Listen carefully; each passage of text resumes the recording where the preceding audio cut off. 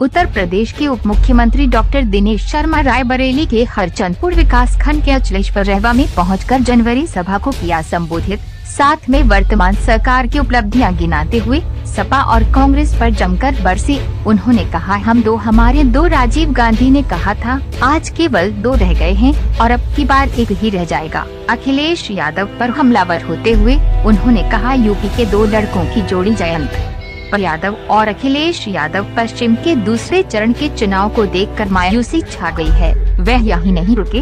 उन्होंने कहा, पिछली सरकार में 700 दंगे हुए थे और मौजूदा सरकार में एक भी दंगा नहीं हुआ है। और उन्होंने कहा, जो लोग समाजवादी पार्टी का ढिंढोरा पीटते हैं वह ही नहीं जानते, जो लोग अपने परिवार को नहीं जोड़ पाए वह समाजवादी कैसे हो सकते हैं। और कहते हैं बच्चों से गलतियाँ हो जाती हैं। यही नहीं, उन्होंने ये भी कहा कि हम पिछली बार का आंकड़ा भी इस बार पार कर रहे हैं, पूर्ण बहुमत से अपनी सरकार बना रहे हैं।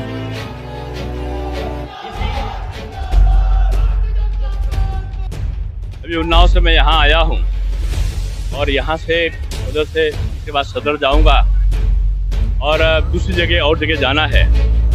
कल भी फिरोजाबाद, से पहले इटावा, औरैया, महोबा, झांसी और तमाम जिलों में, बरेली, मुजफ्फरनगर, शाहजहांपुर, मेरठ, मथुरा, अलीगढ़, आज पूरे प्रदेश में भ्रमण करने के बाद मैं कह सकता हूं कि जो प्रथम चरण और द्वितीय चरण का जो परिणाम भविष्य में आएंगे, पहले ये भी जो चुनाव हुआ है, मैं धन्यवाद देना चाहता हूं अपने मतदाताओं को कि बड़ी आशंकाओं को उन्होंने दूर कर दिया है।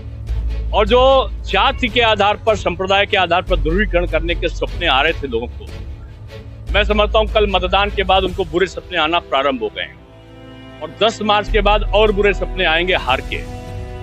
जिस तरीके से लोगों ने राष्ट्रवाद के पक्ष में और विकासवाद के समर्थन में अपने मतों का प्रयोग किया है, अभूतपूर्व है। और मैं यही कहूंगा कि आने वाले समय में भी हमारी जो विकास यात्रा है, जो हमने काम कराए हैं, उनके आधार पे निश्चित रूप में पूरे प्रदेश की स्थितियां अलग दिखाई पड़ेंगी। और मैं कह सकता हूं कि मैं रायबरेली जहां खड़ा हूं, कभी एक कांग्रेस का गढ़ रहा करता था और कांग्रेस में ऐतिहासिक है, इसमें 2 राय नहीं, 100 साल पुरानी कांग्रेस। लेकिन 100 साल पुरानी कांग्रेस जो गांधी बाबा वाली कांग्रेस थी, वो नहीं है।